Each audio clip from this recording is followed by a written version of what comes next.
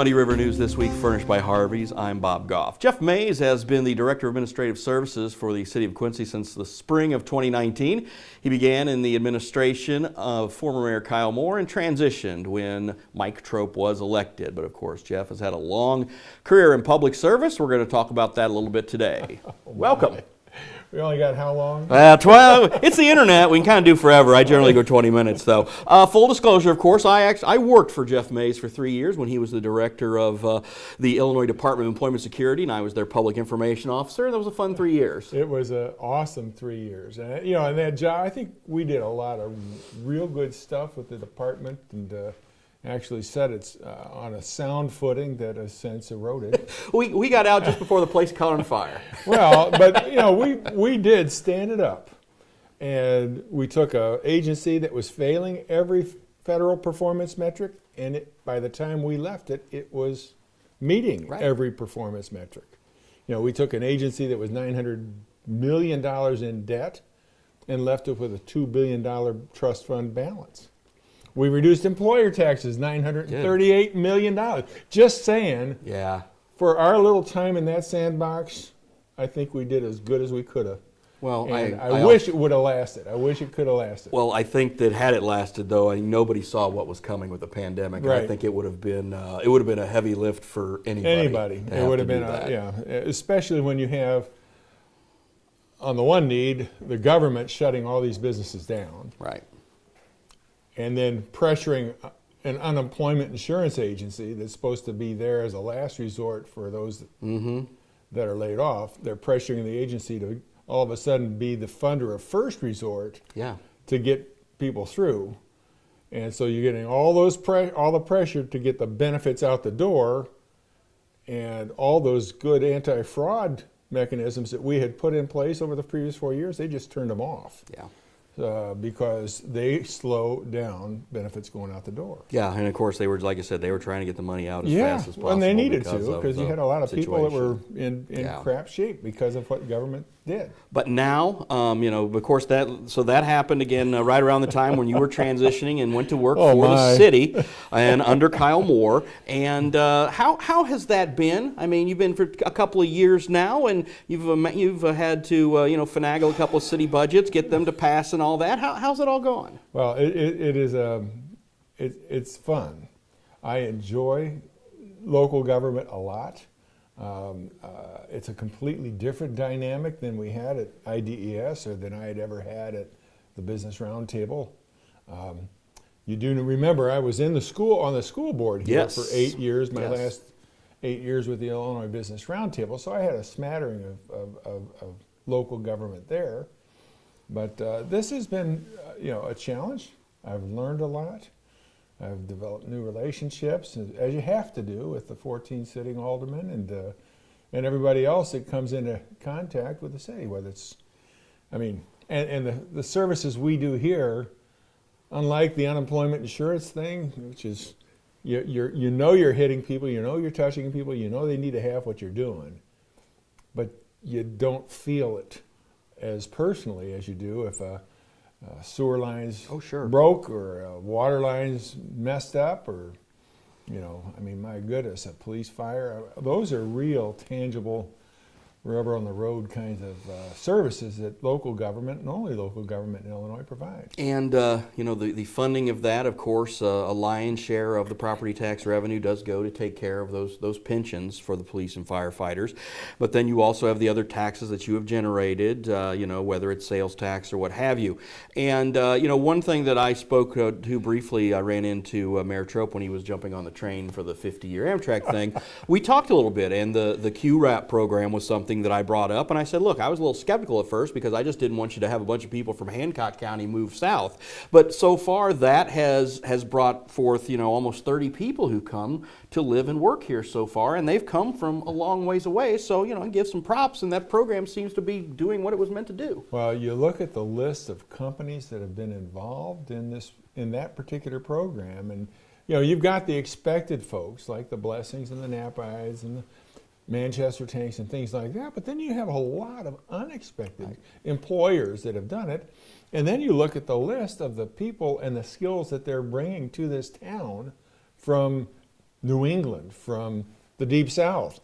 It's amazing, and it's additive. It will be, I think, something we'll look back on and say, boy, we rolled the dice a little bit, and we know public opinion was a little bit, Sure. will this work, won't it? But I think it'll be something we'll look back on as a community and say, hey, we needed to do this. Because we've got there's an absolute documented need for the kinds of skills and people to fill those jobs. Well, and we knew that when we worked for IDES, the yeah. fact that the labor force they were struggling to fill jobs, and in dealing with that and trying to, we'd host job fairs to try to get people to, in and to try to, get that, to make that happen, and that was pre-pandemic. I know. And now, you would think that there would be all these jobs out here for people, but they still aren't going back to work. Well, that's it. And I don't know whether they just expect the government to fill the void for their rent, for their medical, for their food, for their housing, for whatever. I think there's a bigger expectation that government is supposed to do that. And I think that's a horrible turn, because government was never intended to do that. Yeah. So the bottom line, though, the QRAP, back to the QRAP program. It is, we'll probably get 35 or 40 from the first group, and probably get another 35 to 40, and those are individuals with jobs, bringing families here, and they've got to be in the job, living here for a full year before they get any benefit from this program at all. So, it'll create a connectivity to this community if somebody's participating in the program that you just won't get any other way.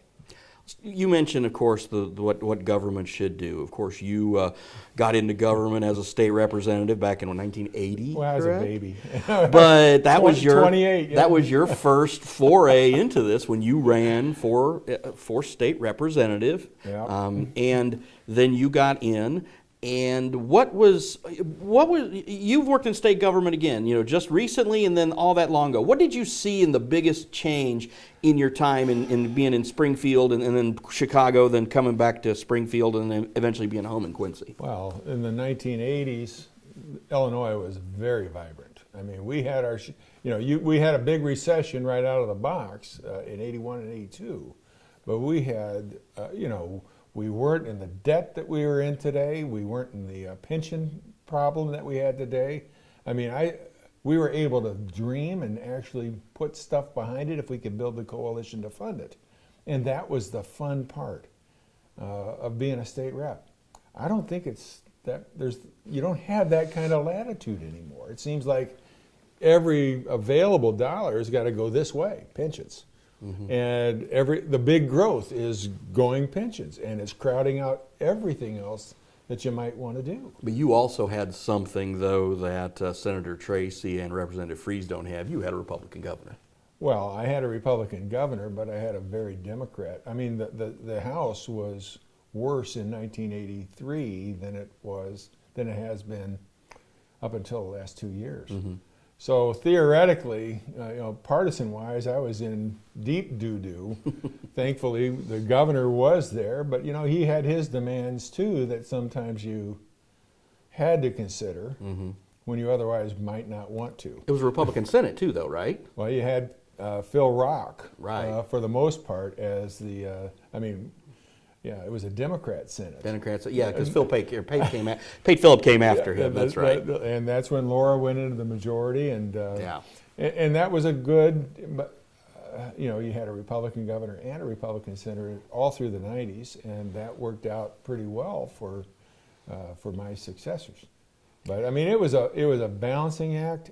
Actually, being in the appropriation process like I was, and the chief sponsor of the state budget my last 3 years. It is not partisan. It's more geographical, and there are different interests, huge diversity in the state that you have to balance when it comes to parsing out the $28 billion budget at that time.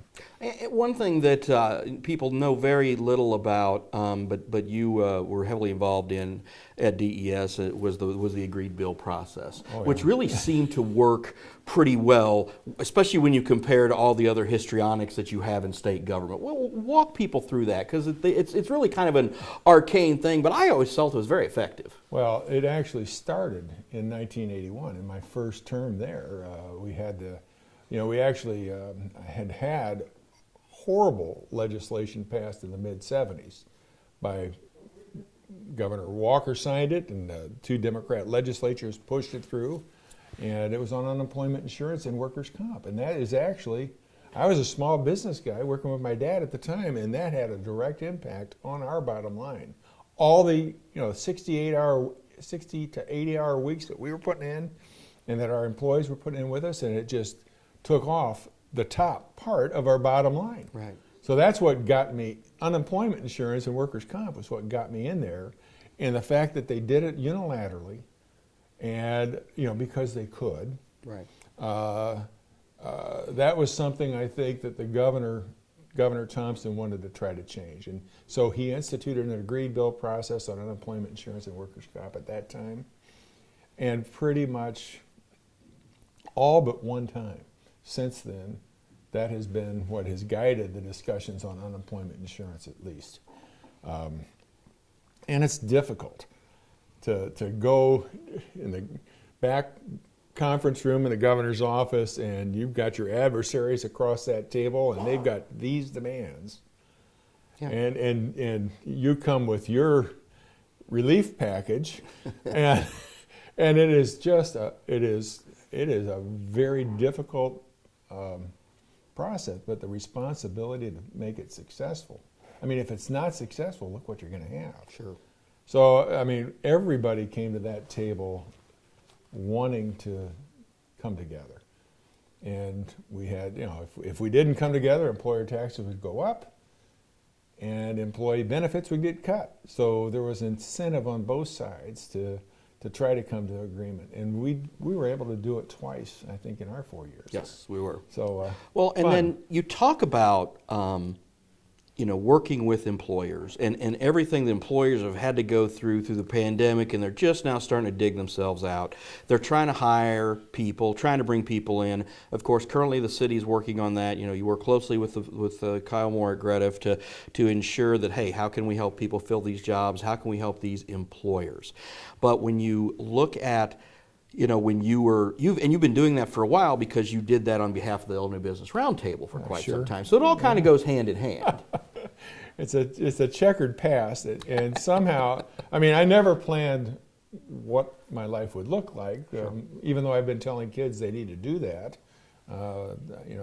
it makes a lot of sense where I am in retrospect, and because everything is just kind of built on itself. But well, with the Business Roundtable, but now you have guys who are sort of in that position that the Todd Meisches with the Chamber of Commerce, Mark Densler over at IMA, those guys, and then of course retail merchants, the fellow who was also on your board, Rob Carr. Those guys today, it seems like they're just those guys have very tough jobs these days. Well, you think about it, we left a $2 billion trust fund positive balance. The pandemic has eaten that up, and the employer trust fund is now $4.4 billion in the red. Yeah. And there should be, in my opinion, the state coming to the table with some of that money. It should not all be on the employers to pay that back. The discussion I've seen has been that there's going to be a shared sacrifice. That's always everybody's favorite term for that. Well, the state needs to be sharing some of it, because they're getting a massive amount of money from the feds. And I sure hope it's not all spent to drive up state enterprise, but to help business get back on its feet, and particularly without straitjacket of a huge unemployment insurance trust fund debt that they've got to pay for. You talk about the money that's coming in from the feds that was the post-COVID money. What's the city? What are they kind of things are they doing with their share of that? Well, the important thing for everybody to know, county and city, is that these are one-time only relief funds. You should not be using those monies to build up your operational spending base. Mm-hmm. So we're looking at things that are capital oriented or grant determined, so that we can, if indeed those funds do have a pull date, that we're not staring at a cliff and laying off people on the operational side of the government. So, we're still developing some of those programs. I think we're getting some pretty good definition to them that the mayor's going to be willing and ready to roll out pretty soon. Well, and I think you also have to. They also have to be vetted by the feds to make sure you get the darn money in the first place too. Well, so you got to do that. The vetting is number one. Yeah. It has to be spent for a purpose that the feds allow. Yes. But we believe we've got plenty of stuff that can qualify for that. Once it's in here, though, once we can account for how it's allowed, then it becomes monies that we have more discretion over. And we can do the one-time things that we need to do. Last thing I want to talk about was redistricting, even though it's not going to take very much time, because when we look at all the rancor we saw in the state on this, and we see the city maps, there was very little change. Well, it is changed though, and frankly, the city, unlike the county and the state, does not have to redistrict. Right. I did not know that until I got my feet wet on this topic. We do have to redistrict if we reduce the size or change the structure of our city council, mm-hmm. but we don't have to redistrict just because we have a huge disparity in population. So the first question the Alderman Committee had to answer was, do we want to live with this disparity? 870 folks down in this ward and 730 up in this ward. Do we want to live with that, or can we devise a way that can equalize the population without being too disruptive? And the committee decided to go with let's equalize, and sure. let's be let's disrupt as little as possible. I mean, you've seen the congressional maps where you've mm-hmm. got our new district is going to have a line going from the Metro East area all the way to Champaign, dividing it, mm-hmm. but then it sneaks around at the top and comes back around. Yeah, you've seen. I mean, I pointed out to David the Springfield acrimony in Springfield over the county board districts and how they drew two Democrats out of put them against each other and made it a Republican. You don't need to do it that way, and I was a victim of that. If you'll think about it, back in 1982 now, sure. I got lucky and won, but the gerrymandering and the acrimony that you've seen at the federal, state, and even somewhat local and other communities level, the mayor just didn't want to have it. Right. And so I think we devised a way that it's, you're moving 636 people out of precinct 30 into the 4th ward from the south. Mm-hmm. It's out of the 5th ward into the 4th, and then you're moving 656 people along Broadway to Oak from 14th to 24th into the 2nd ward, and that takes care of the equalizing. Sure, and again to not have that rancor that we see. I mean, it's kind of refreshing just to say, hey, here's the map, and everybody go, oh, that looks okay. I mean, it's bad for guys like me who want to see controversy and get web clicks, but for people who like good government, it's like, oh, okay, that looks okay. Well, so, and again, there are some aldermen that would have rather not seen any change at all, and I get it. I mean, you get comfortable in your ward, even if it's, so.